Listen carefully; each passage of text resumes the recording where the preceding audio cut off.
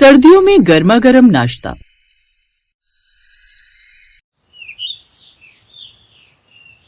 जयपुर शहर में दिसंबर की तेज ठंडी सुबह थी। मिश्रा परिवार की रसोई में अभी तक चूल्हे या गैस की आवाज नहीं आई थी। पूरा घर रजाइयों में दुबका पड़ा था। तभी घर के बड़े बेटे अनिल की आवाज रजाई से आई। आज तो हाथ पैर जम रहे। अरे कोई है क्या जो हमें चाय दे दे। तभी दूसरे कमरे से सास रत्ना की आवाज आई। अरे बेटा, तेरी ही तरह सब रजाई में घुसे पड़े हैं। कौन जाएगा इतनी ठंड में। वैसे तेरी जोरू सो रही होगी बगल में, उससे बोल थोड़ा उठने का जोर लगाएगी और सबके लिए चाय नाश्ता बनाएगी। हाँ, बहुएं तो जैसे रोबोट हैं जिन्हें ठंडी नहीं लगती। माँ जी, आज चाय नाश्ता मत बनवाना, मैं नहीं जा रही रसोई में। आज बड़ी ठंड है। मुझे तो लग रहा है रजाई से निकलते ही कहीं मैं जम न जाऊं। माँ जी, आपने अपनी छोटी बहू को बोल दो, वही बना लेगी सबके लिए खाना। उसी वक्त छोटी बहू शिखा ने भी कमरे से आवाज दी। अच्छा, छोटी बहू लोहे की बनी है क्या? मैं अभी बाहर नहीं आ रही। बाहर का नल देखना, ऐसा लग रहा है जैसे बर्फ जम गई है। हाथ धो तो हाथ सुन्न हो जाए। हे भगवान, रसोई कौन संभालेगा? घर में 6 लोग और उठने वाला कोई नहीं। माँ जी, मैं उठ जाऊंगी लेकिन आधे घंटे बाद। अब सास खुद ही गुस्से में पैर पटकते हुए बोली। हे भगवान, घर को होटल समझ रखा इन बहुओं ने। तभी अचानक से रसोई से ठक ठक की आवाज आई, जिसे सुनकर सभी चौंक गए। हैं? कौन है रसोई में? अब सास खुद ही किचन में गई, लेकिन वहां का हाल देखकर हैरान रह गई। हाय राम, रसोई शिमला बनी पड़ी है। तभी सास गैस जलाने की कोशिश करती है। अरे ये क्या, ये सिलेंडर भी लगता है खत्म हो गया। अरे ओ रजत, तूने सिलेंडर बुक नहीं करवाया था क्या? तभी छोटा बेटा रजाई से झांकते हुए अपने कमरे से बोला। ओ, भूल गया माँ, आज चूल्हा जलाकर उसी से काम चला लीजिए। अरे जमाना जुगाड़ करता था, मैं नहीं। मैं तो एलपीजी वाली औरत हूँ, मुझसे ये चूल्हा नहीं जलता। ये तो बस तुम्हारी दादी माँ का शौक था। इतने में बड़ी बहू बोली। माँ जी, आप चूल्हा जला लीजिए, मैं मोबाइल पर आपकी रील बना दूंगी, सच में वायरल हो जाएगा। अरे चुप, मुझे सोशल मीडिया वाली शेफ नहीं बनना। ऐसा कहकर वो भी रसोई से बाहर निकल आई। फिर तभी घर का सबसे मजबूत किरदार यानी कि दादी जी अपने कमरे से बाहर आती हैं, कांपते हुए, लेकिन फिर भी उनकी आवाज बिल्कुल शेर जैसी थी। क्या हो गया? क्यों तुम सबने हल्ला मचा रखा है? सर्दी है, कोई तूफान थोड़ी आया है। अब ठंड की वजह से तो हम नाश्ता करना नहीं छोड़ सकते ना। लेकिन माँ जी, रसोई में तो बर्फ जमी पड़ी है। जमा है तो पिघला लो। चलो हटो, रसोई मुझ पर छोड़ो। तुम सबको ठंड लग रही है ना, तो घुसी रहो रजाइयों में। लेकिन इस बुढ़िया में अभी भी दम है, अपना और अपने परिवार का पेट पाल सके। उनकी आवाज से दोनों बहुएं भी बाहर आ गई। बाय गॉड, ये दादी माँ को भी चैन नहीं है। एक हम है जवान खून, जिनसे बिस्तर नहीं छोड़ा जाता, और एक ये है 80 साल की बूढ़ी दादी, जिन्हें इस उम्र में भी चैन नहीं पड़ता। अब दादी सास ने लकड़ी का पुराना चूल्हा निकाला, जिसे देखकर सिया चौंक गई। दादी, ये अभी भी घर में है? हाँ बहू, तुम लोगों के फैशन बदलते हैं, पर हमारा जुगाड़ कभी आउट ऑफ फैशन नहीं होता। हमें तो आज भी यही चूल्हा भाता है, तेरी सास की तरह नहीं कि बस सिलेंडर के भरोसे ही बैठे रहे। कुछ भी मत बोलिए माँ जी, भूल गई आप जब मैं नई नई ब्याह कर आई थी, तब आप इसी पर मुझसे खाना बनवाती थी। हाँ, क्योंकि इससे फालतू के सिलेंडर के पैसे भी बचते हैं और खाने में स्वाद भी आता है। लेकिन तुझे क्या, तुझे तो इन सब से जैसे कोई फर्क ही नहीं पड़ता। अरे आप सब लड़िए मत, और आप ये बताइए दादी माँ कि आप ये चूल्हा जलाएंगी कैसे, क्योंकि छत पर रखी लकड़ियां तो गीली भी होंगी। अरे तू बस देखती जा, तुम्हारी दादी सास तुम्हारी सास की तरह निकम्मी नहीं है, बल्कि जुगाड़ एक्सपर्ट है। ये माँ जी तो बस मेरे पीछे ही पड़ी रहती हैं। रजत बेटा, तू छत से लकड़ियां उठा ला। अपनी दादी के कहने पर वो झट से छत पर रखी लकड़ियां ले आता है, और अब दादी चूल्हा जलाती हैं, जिसके बाद वो सबके लिए उसमें चाय बनाती है। चाय पीकर सब लोग एक बार फिर बिस्तर में घुस जाते हैं। फिर कुछ देर बाद रसोई से धुआं निकल रहा था, पर महक धुएं से ज्यादा आलू की टिक्कियों की आ रही थी। उसकी खुशबू से सब लोग उठकर बैठ गए। वाह, क्या खुशबू आ रही है। लोगों की बहुएं कितनी अच्छी होती हैं ना, जो बढ़िया बढ़िया नाश्ता बनाकर खिलाती हैं। एक मैं हूँ जिनकी दोनों बहुओं को बिस्तर छोड़ने का मन ही नहीं कर रहा। तभी दादी सास ने रसोई से आवाज दी। अरे कमबख्तो, तुम सबकी ठंड चली गई हो तो अब आकर नाश्ता भी कर लो। दादी सास की आवाज सुनकर सभी बाहर आ गए। अरे ये क्या माँ जी, आप क्यों नाश्ता बना रही हैं? तो क्या करूं, भूखी रहूं? तुम बहुओं को तो अपने घर की चिंता है नहीं। तुम सब ठंड से लड़ते रहो, लेकिन पेट गर्म रखना भी जरूरी है। सोचा क्यों ना एक बार फिर पुराने दिनों की तरह चूल्हे पर गर्मा गर्म नाश्ता बनाओ। अरे वाह दादी, आप तो कमाल कर गई। भले ही हम सब ठंड से जमे पड़े हो, पर दादी का जज्बा नहीं जमता। दादी सर्दियों का क्लासिक नाश्ते की तैयारी कर रही थी, जिसमें आलू की चटपटी टिक्कियां, बेसन का मसालेदार चीला और साथ में गुड़ वाली चाय। दादी माँ, ये गुड़ वाली चाय क्यों? सर्दियों में मीठा पेट में आग जलाए रखता है। ये सब जो आज बनाया है ना, ये है सर्दियों का गर्मा गर्म नाश्ता। शिखा हंसते हुए बोली। अरे वाह दादी माँ, आप तो मास्टर शेफ निकली। मास्टर शेफ नहीं, मजबूर शेफ हूँ। जब बहुएं रजाई में मिल जाए ना, तो बूढ़ों को ही चूल्हा जलाना पड़ता है। ये सुनकर दोनों बहुएं सिया और शिखा शर्मा गई। दादी माँ तो हमें ताने दे रही हैं। जो भी हो, आज नाश्ता बनवा कर ही मानेंगी। चलो मदद करते हैं, वरना बाद में सब हमारे मत्थे आएगा। लो, अब आ गई महारानियाँ। चलो आओ, काम बांट लो। दादी, हम आपकी बहुएं हैं, रानियां थोड़ी। अरे रानियां ही तो हो, लेकिन रजाई की जब देखो उसी में घुसी रहती हो। चलो अब काम करो। तभी सिया ने कहा, अरे ये क्या, नल में तो पानी ही नहीं आ रहा। लगता है आज नल जम गया है। अब तो घर का कोई काम नहीं हो पाएगा, बर्तन भी नहीं धुलेंगे। अरे वो काम चोर, अकल की दुश्मन। अब दादी, नल जम गए तो पानी कैसे लाए?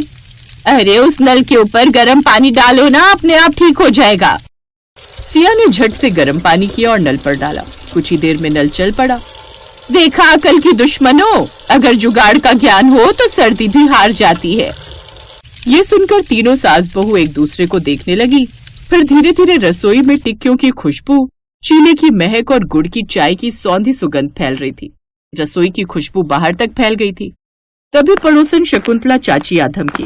अरे काकी, ये कैसी खुशबू हमारे घर तक आ रही थी।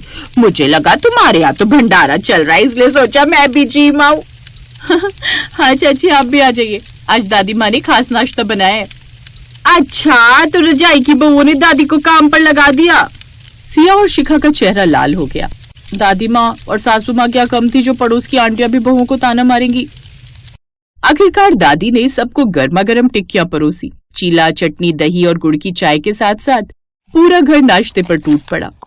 वाह दादी माँ, पुराने दिन याद आ गए जब बचपन में आप कभी कभी हमें सर्दियों में ये गर्मा गर्म नाश्ता बनाकर खिलाती थी। हाँ, लेकिन आज भी आपके हाथों में वही स्वाद है। सच कहूं दादी, आपके हाथ की टिक्की का स्वाद किसी होटल में नहीं मिलता। हाँ दादी माँ, आप रोज ऐसा नाश्ता बनाएंगी? चुप कर, अपनी बूढ़ी दादी सास से ऐसे बोलते हुए जुबान घिसे थारी। तुम मजे से रजाई में घुसी रहो और ये बुढ़िया काम करे। मैं तो बस तुम सबको सर्दियों का गर्मा गर्म नाश्ता खिलाना चाहती थी। दादी, हम तो मजाक कर रहे थे, लेकिन आज आपने रसोई ही नहीं, दिल भी गर्म कर दिया। बहुओं, घर तभी घर होता है जब रसोई से धुआं नहीं, खुशबू उठे। और वो खुशबू मिलजुल कर बनाए गए खाने की होती है। सच कहूं माँ जी, आज के नाश्ते में सिर्फ स्वाद नहीं, प्यार भी मिला है। दादी ने प्यार से कहा, बहुओं, सर्दियां सिर्फ कंबल में छुपने के लिए नहीं होती, घर को, रिश्तों को और दिलों को गर्म रखने के लिए भी होती हैं। पूरा घर मुस्कुराया। रसोई की गर्माहट ने सबके मन की ठंड मिटा दी।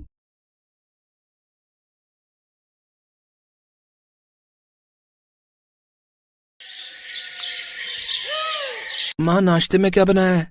आलू के पराठे बनाए हैं आज। अरे वाह, आलू के पराठे, मजा आ जाएगा फिर तो।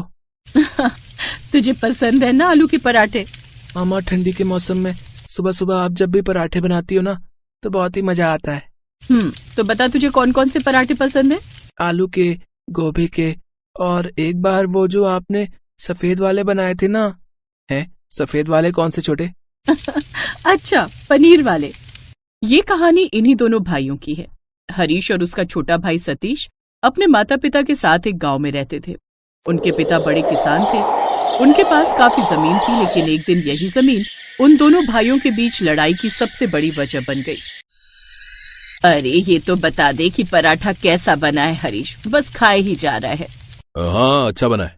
क्या बात है बेटा, देख रही हूँ तेरा मन कहीं और है। क्या सोच रहा है?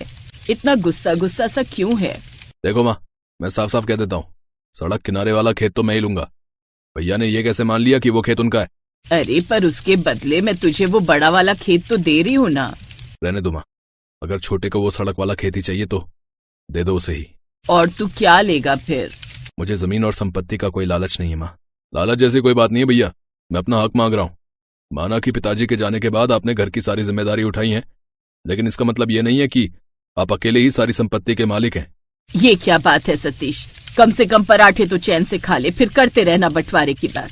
वैसे भी अभी मैं जिंदा हूँ, जब मर जाऊं तो इस घर के बीच में दीवार खड़ी कर लेना, समझे? माँ। सतीश की आंखों के सामने उसका पूरा बचपन एक बार में ही गुजर गया। उसे वो सड़क किनारे वाला खेत तो मिल गया था, लेकिन वो अपने बड़े भाई का प्यार खो बैठा था। तभी अपनी छत पर हरीश टहलने के लिए आया। वो सर्दी की सुबह थी। हरीश ने सतीश को देखा, 2 सेकंड नजरें मिलाई और फिर दूसरी तरफ मुंह करके टहलने लगा। सतीश भी हरीश को देखकर कुछ नहीं बोला। कुछ देर बाद हरीश के घर के नीचे से उसकी बहू हर्षिता ने उसे आवाज लगाई, पापा जी जल्दी नीचे आ जाओ, पराठे बन गए, ठंडे हो जाएंगे। हर्षिता की बात सुनकर हरीश सीढ़ियों की तरफ बढ़ने लगा।